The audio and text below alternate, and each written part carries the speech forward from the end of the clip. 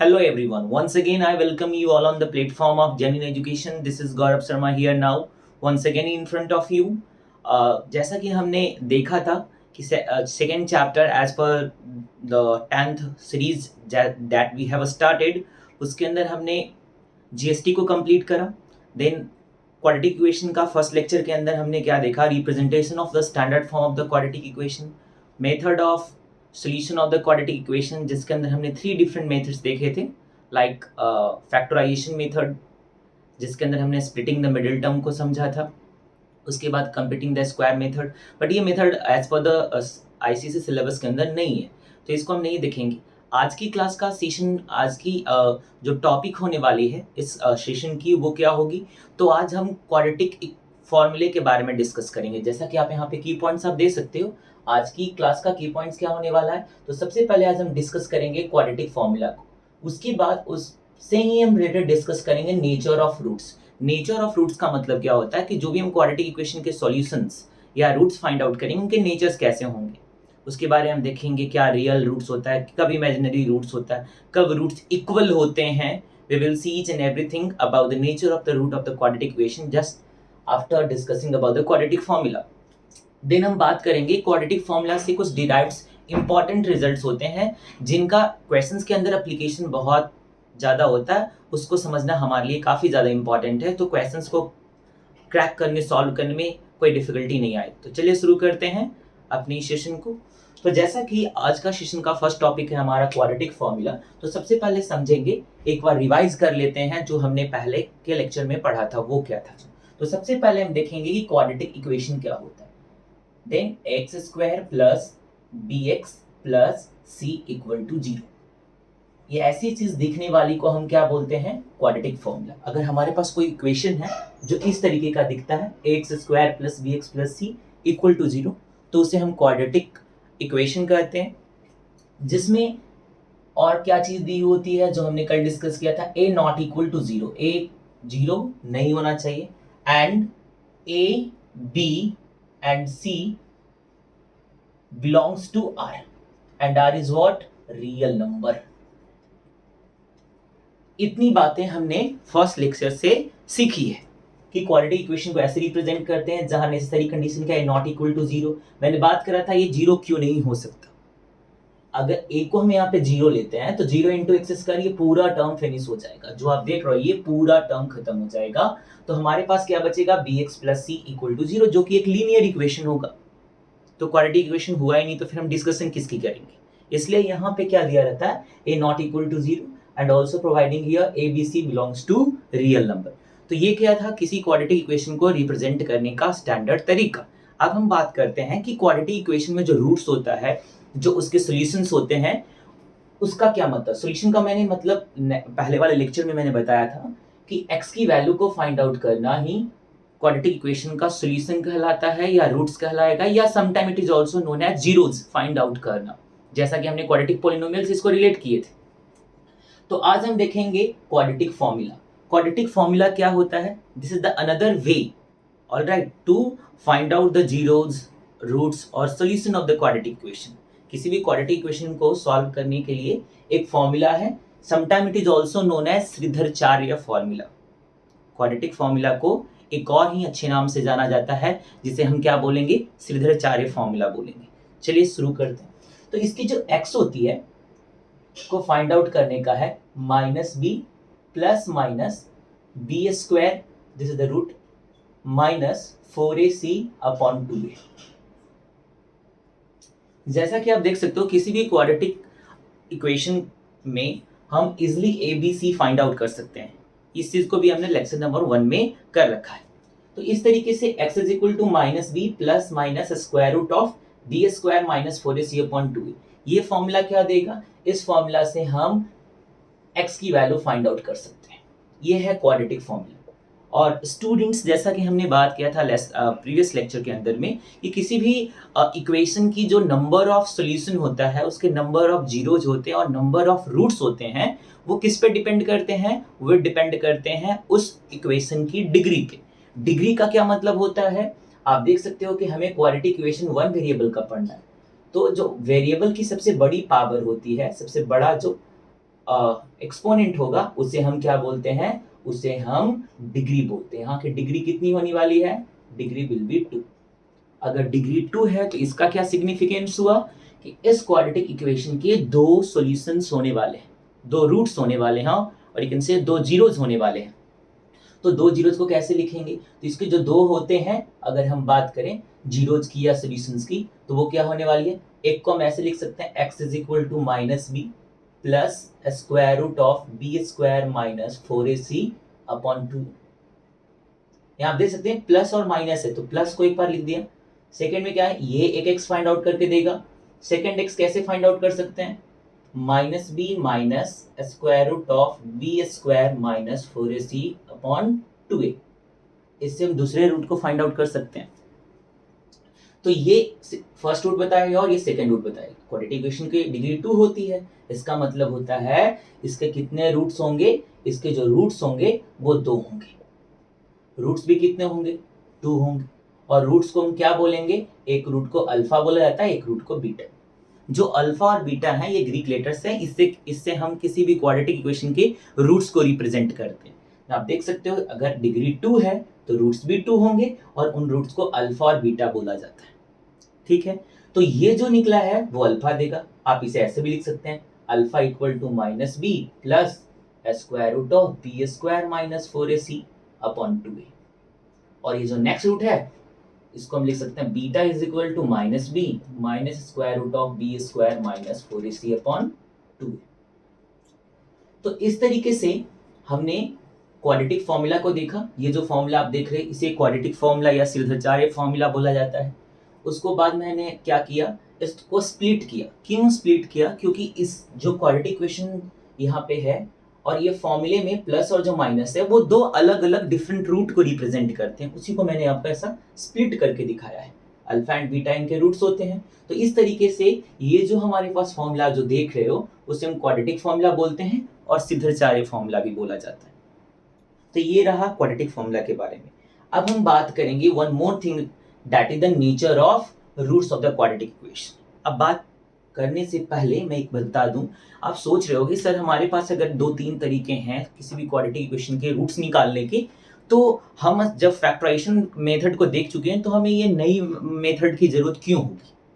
तो students and my friends, कभी कभी क्या होता है ना कि जो क्वाड्रेटिक इक्वेशन होते हैं उसका जो रूट्स होता है वो फैक्टराइजेशन मेथड से हमें इजीली नहीं आ पाता। तो उस सिचुएशन में क्या करते हैं, इसको यूज करते हैं तो आता है। तो क्यों ना हम एक ऐसा फॉर्मूला जाने, एक ऐसा वे जाने, एक ऐसा तरीका हमें पता हो जो हर एक बार आंसर दे, कभी वो प्रॉब्लम ना करे। तो उसके लिए हमें ये फॉर्मूला यूज करना पड़ता है। मैं आपको सजेस्ट करूंगा कि इसे आप यूज करा करें, जिससे आपको कोई भी प्रॉब्लम नहीं आने वाली होगी। Is it clear? ओके, तो अब हम इससे ही रिलेटेड एक नेक्स्ट टॉपिक की बात करेंगे, nature of root of quadratic equation. किसी भी क्वाड्रेटिक इक्वेशन का जो नेचर होता है रूट्स का, एक्स की जो वैल्यूज होगी वो किस किस तरह की हो सकती है, कब दोनों वैल्यूज बराबर होंगे, कब दोनों अलग अलग होंगे, हम वो देखेंगे। कब रियल रूट क्या होता है, इमेजिनरी रूट क्या होता है, we will see each and everything in the second topic, that is the nature of root. तो इसको समझने के लिए हमें कुछ टर्म्स को डिफाइन करना पड़ेगा, उस चीज को हम यहाँ पे समझते हैं। If you want to write it you can take a screenshot of it, otherwise आप राइट डाउन कर सकते हो नोटबुक के अंदर।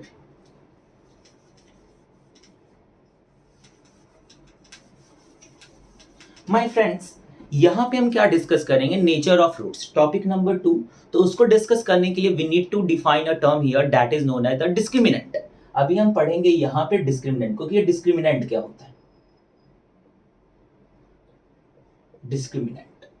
डिस्क्रिमिनेंट क्या मतलब, डी। किसका डिस्क्रिमिनेंट डिफाइन करते हैं, तो क्वाड्रेटिक इक्वेशन का डिस्क्रिमिनेंट डिफाइन किया जाता है। कैसे करेंगे, तो d is equal to b square minus 4ac। Discriminant को डिफाइन करने का जो फॉर्मूला हमारे पास है, d is equal to b square minus 4ac। आपको abc कैलकुलेट करना तो आएगा ही, जस्ट किसी भी क्वाड्रेटिक इक्वेशन को standard form of quadratic equation से कंपेयर करें and you will easily get the value of a b and c।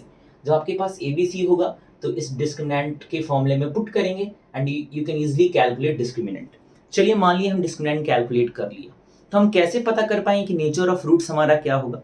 तो नाउ लुक, d की पॉसिबल 3 डिफरेंट वैल्यूज होंगे।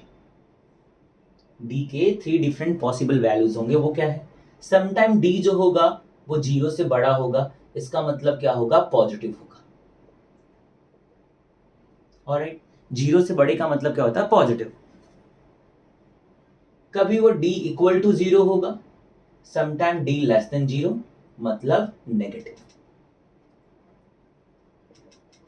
ऑलराइट, ये जो पॉसिबिलिटी है d आने की, वो क्या हो सकता है, d में भी पॉजिटिव, d में भी इक्वल टू 0 और d में भी less than 0। Less than 0 in the sense negative, अगर 0 से वो छोटा आ रहा है उसका मतलब वो नेगेटिव आ रहा है। क्लियर है? तो पॉजिटिव अगर डी आएगा तो उसका सिग्निफिकेंस क्या है, डी 0 है तो उसका सिग्निफिकेंस क्या है, डी लेस देन 0 है तो उसका रूट्स के ऊपर क्या इंपैक्ट पड़ेगा, जो देखते हैं। तो माय फ्रेंड्स, यहाँ पे हम क्या देखेंगे, अगर डी 0 से बड़ा है मतलब पॉजिटिव आ रहा है, तो जो नेचर ऑफ रूट होगा, वो क्या होने वाला है, रियल एंड डिस्टिंक्ट। रियल का मतलब होगा कि वो जो x होगा या तो वो रेशनल होगा या इरेशनल होगा, ये होता है रियल का कहने का मतलब। और जो बात करते हैं डिस्टिंक्ट का मतलब क्या होता है, डिस्टिंक्ट को हम अनइक्वल भी बोल सकते हैं या समटाइम डिफरेंट भी बोला जा सकता है। मतलब डी अगर 0 आ रही है किसी क्वाड्रेटिक इक्वेशन के रिस्पेक्ट में, तो हम बोल सकते हैं कि जो दोनों आंसर्स होंगे x की, वो क्या होंगे, रियल तो होंगे बट वो दोनों डिफरेंट होंगे। ये मतलब होता है d ग्रेटर देन 0। तो सबसे पहले किसी क्वाड्रेटिक इक्वेशन को आप सॉल्व कर रहे हो तो सबसे पहले आप d डिफाइन करें। d डिफाइन करने के बाद आपको आइडिया हो जाए कि बोथ रूट्स के नेचर क्या है, रूट्स ऑफ जो होते हैं उनके नेचर क्या होंगे, तो आपको और भी क्लैरिटी आएगी। अब हम बात करेंगे d equal to 0। d equal to 0 पे होने पे क्या होगा, जो रूट्स होंगे रियल एंड इक्वल, रूट होंगे जो रियल और इक्वल। रियल और इक्वल का मतलब क्या है, रियल का मतलब आपको क्लियर है, यहाँ भी रेशनल या इरेशनल होगा, और यहाँ पे इक्वल का मतलब होता है दोनों x की वैल्यू सेम। अगर एक x की वैल्यू 2 तो दूसरी भी 2 होगी, एक 3 होगा तो दूसरा भी 3 होगा, ये होता है इक्वल रूट्स का मतलब। नाउ बात करते हैं d लेस देन 0। स्टूडेंट्स, जब क्वाड्रेटिक इक्वेशन को हम सॉल्व करने जाते हैं तो हमें क्या 10th स्टैंडर्ड तक सिर्फ रियल नंबर का कॉन्सेप्ट पढ़ना होता है। ऑल राइट, बट जब d लेस देन 0 आता है तो इस केस में हम क्या डिफाइन करते हैं, it has no real roots. It has no real roots, इसके रियल रूट्स नहीं होंगे, बट इसका ये मतलब नहीं होता कि इसके रूट्स नहीं होंगे। रूट्स होंगे बट रियल नहीं होंगे। तो कौन से रूट्स होंगे, आप सोच रहे होंगे कि सर अगर रियल रूट्स नहीं है इसका मतलब तो नहीं है ना। नहीं, रियल नंबर के अलावा भी और भी नंबर होते हैं जो हमें 10th स्टैंडर्ड में नहीं पढ़ने, बट 11th स्टैंडर्ड में आते हैं तो उसको देखते हैं। वहां से हम कॉम्प्लेक्स नंबर की जो जन्म होती है, एक तरीके से हम बोल सकते हैं कॉम्प्लेक्स नंबर का हमारे लाइफ में आना, मैथ्स में आना, कहीं ना कहीं क्वाड्रेटिक इक्वेशन जब डिस्क्रिमिनेंट उसकी लेस देन 0 होती है और नेगेटिव होता है, तब वहां से चीजें शुरू होती है। तो d लेस देन 0 होगा तो कोई रियल रूट्स नहीं होगा, बट रूट्स होगा, यहां नोट करके लिखेंगे, it has imaginary root. Imaginary roots, roots कैसे होंगे, इमेजिनरी। तो हमेशा एक पॉइंट याद रखना है कि जब d लेस देन 0 आए तो उसके रियल रूट्स नहीं होंगे, ये सही बात है। बट ऐसा नहीं कि उसके रूट्स नहीं होंगे, रूट्स होंगे बट वो रूट्स इमेजिनरी होंगे, जिसकी हमें स्टडी 11th स्टैंडर्ड में करनी है, तो हम उसके ऊपर नहीं जा रहे। बस मैंने आपको इन्फॉर्मेशन के लिए बता दिया कि रूट्स होते हैं d लेस देन 0 में भी, बट वो रियल रूट्स नहीं होते। आपके ऑप्शन में आएगा it has no real roots, तो आपको कोई समझना है कि रियल रूट्स नहीं होते। I hope all these things are clear to you. If you want to take a screenshot, you can take.